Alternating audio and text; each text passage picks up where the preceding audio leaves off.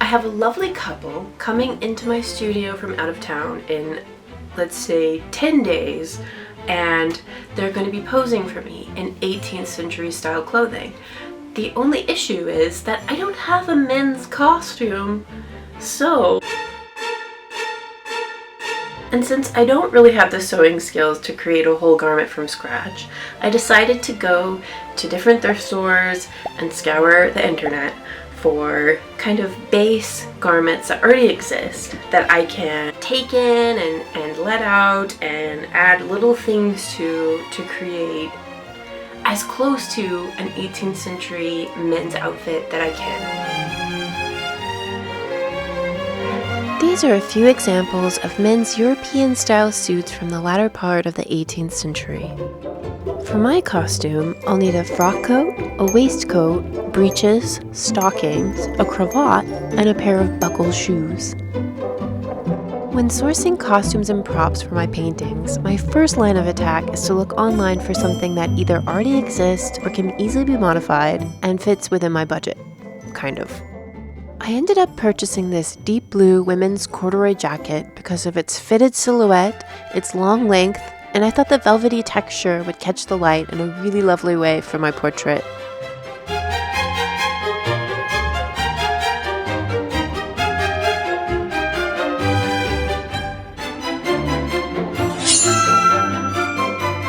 After starting yet another eBay deep dive for possible pantaloons, I remembered that there are probably hundreds of navy blue and khaki pants at the thrift store I could see and touch in person for a fraction of the price.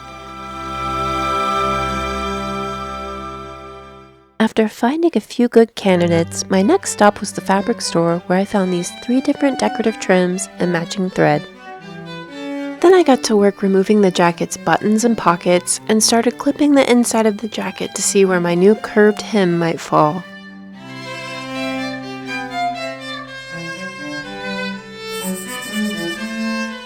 Once I was happy with the inside curve, I removed the excess fabric and added even more clips to make sure the satin lining was firmly in place.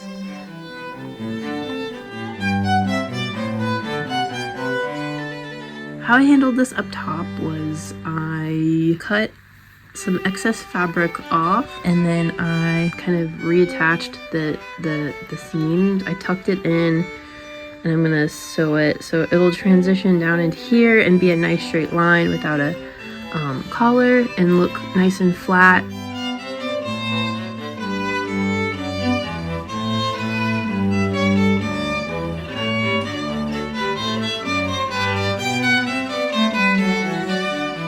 Now, I'm sure there was a better way to do this, but to clean up the newly created hem, I curled the loose corduroy fabric under and made a second parallel stitch.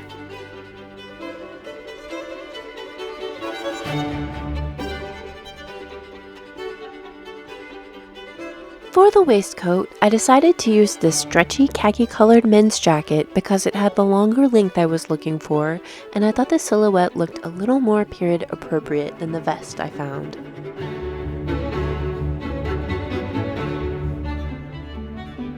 I didn't want the waistcoat to have a collar, so I removed it by gently taking out the seams with a seam ripper and sewed the open neck hem back together.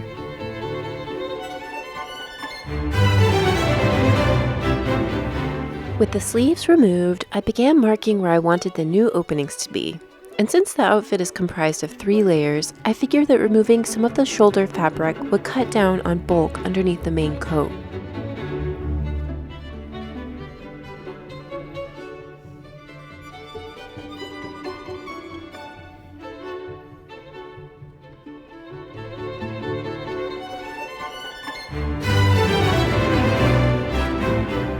With the vest and jacket now tailored how I wanted them, I started thinking about embellishments.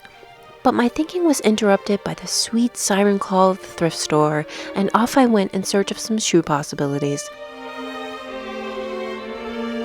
I also found a tablecloth to use as fabric for the cravat, a pair of shoes that I could borrow the buckles from, a platter to possibly use as a prop, and a few other miscellaneous goodies that caught my eye.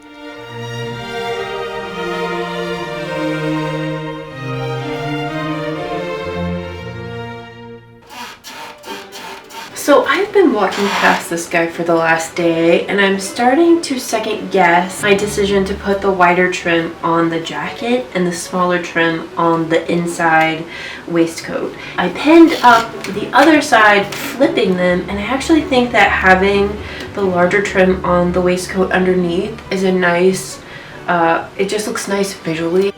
And since I can't leave well enough alone, I decided to take a little bit off the collar to create a straight hem all the way up the neck.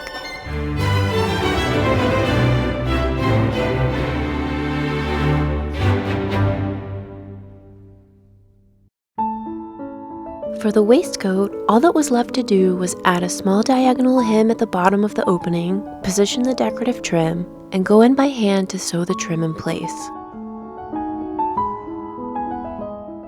To keep the embroidery from bunching where the angle changed, I made tiny cuts and overlapped certain areas.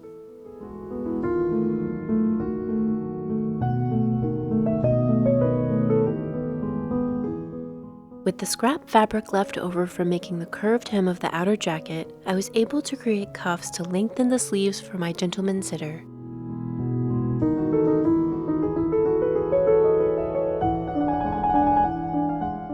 Then I used a small elastic cord to create lace wrist cuffs that would stick out from the coat sleeves.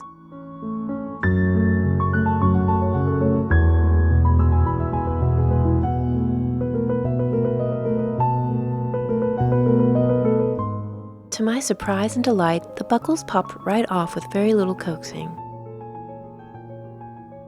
And after removing some of the velvet details from the men's slipper, I used a flexible, industrial strength adhesive to glue them down.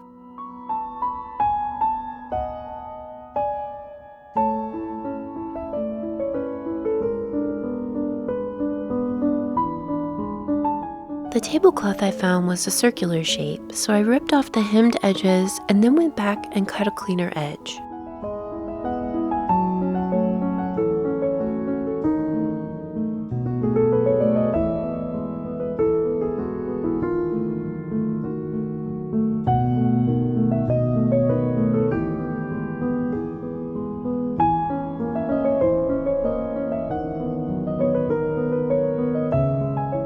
Then I decided to use pin-back button fittings to create removable buttons for the vest, since I was not about to figure out how to sew buttonholes through that embroidered trim.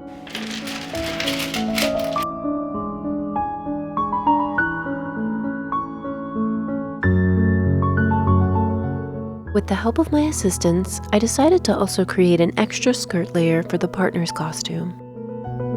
Previously on Grey's Anatomy.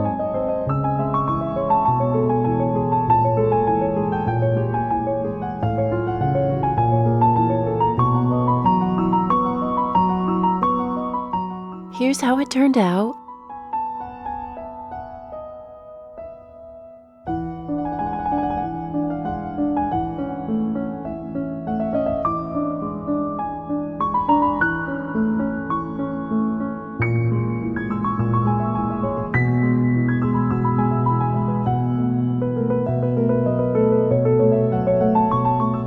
And here's a little peek of the costume in action.